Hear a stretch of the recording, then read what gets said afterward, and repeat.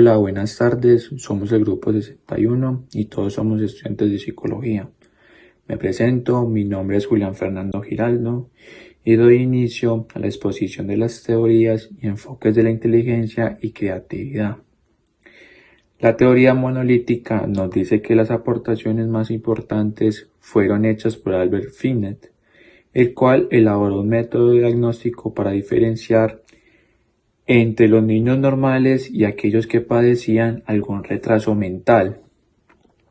Por consiguiente, la inteligencia didáctica nos habla de tres subtipos de inteligencia: la componencial, la experiencial y la contextual. La primera se refiere a las relaciones entre la inteligencia y el mundo interno o mental del individuo. El segundo tipo intenta entender la inteligencia en términos de relaciones del sujeto con su experiencia a lo largo de su vida. Y por último, el subtipo contextual consideraba la inteligencia en función de las relaciones del individuo con su mundo externo. Hola, un gusto. Mi nombre es Yuradi Andrade, soy estudiante de psicología y voy a continuar con la explicación de las inteligencias múltiples, las cuales son 8. Ellas como tal son el conjunto de habilidades y destrezas que tiene el ser humano para desenvolver diversas problemáticas y al mismo tiempo crear soluciones.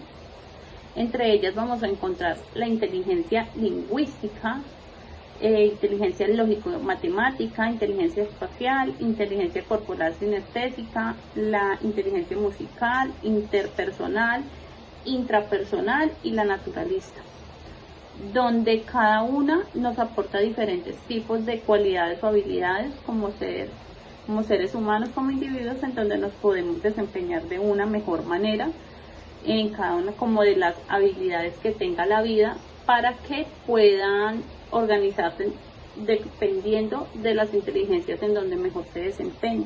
Entonces va a ser mucho más fácil para el individuo desenvolverse en cualquier tipo de situación donde se encuentre, si entiende como tal en qué tipo de inteligencia se desenvuelve.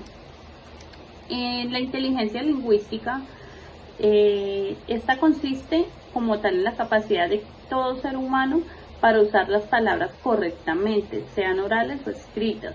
En la lógico-matemática, esta tiene la capacidad de usar los números de manera efectiva y razonar adecuadamente en los problemas matemáticos.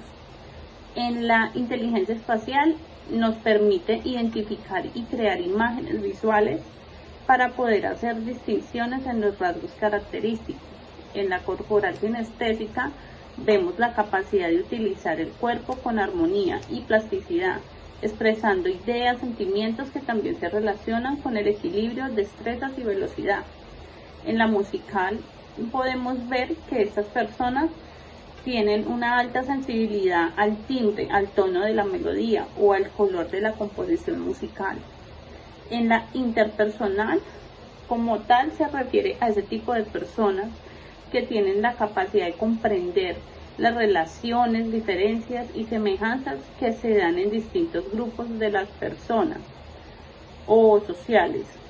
En la intrapersonal ya nos habla de algo más interno, donde nos dice que es una inteligencia que es interna, privada, ya que es lo que le pertenece al individuo, es algo íntimo de cada persona y determina cómo nos tratamos más a nosotros mismos. Y por último, tenemos la naturalista, en donde nos habla de la capacidad o habilidad de observación, planteamiento o comprobación de hipótesis en el mundo natural, todo lo que es el tema natural. Entonces, como tal, estas fueron las 8 inteligencias múltiples con las que actualmente el ser humano se encuentra.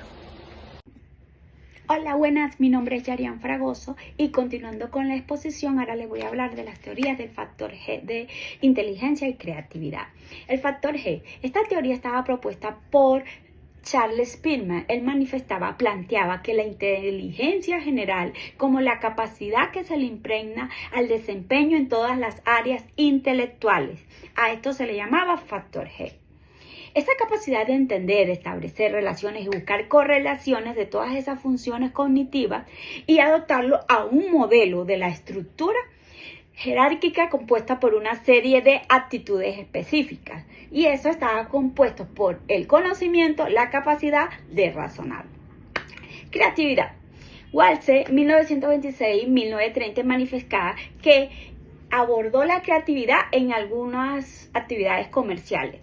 Él estableció 4 fases del proceso cognitivo: preparación, incubación, iluminación y verificación, y que no se requería ningún orden específico para poder ser creativo y poder aplicarlo. Lowfien, él propone 4 tipos de factores para la creatividad: sensibilidad para los problemas, variabilidad, movilidad y originalidad. Y también decía que habían 4 capacidades personales: redefinición de los problemas, análisis, síntesis y coherencia de la organización. Gracias.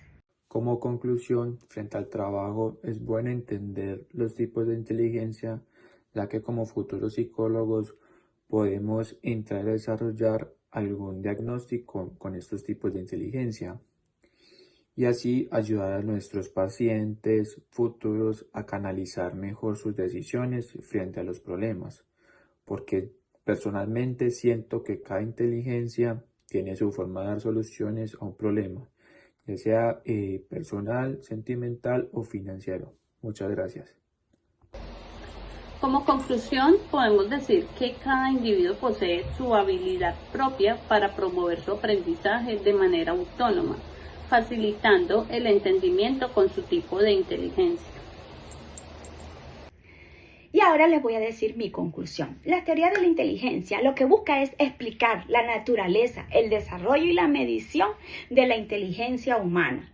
¿Por qué? Porque no existe una única manera de entender las cosas. Ella nos manifiesta que para poder entender la inteligencia y las teorías varían entre los conceptos de una, que lo ven como, en las teorías lo ven como una capacidad global, y otras teorías la ven como el conjunto de habilidades específicas. Muchas gracias.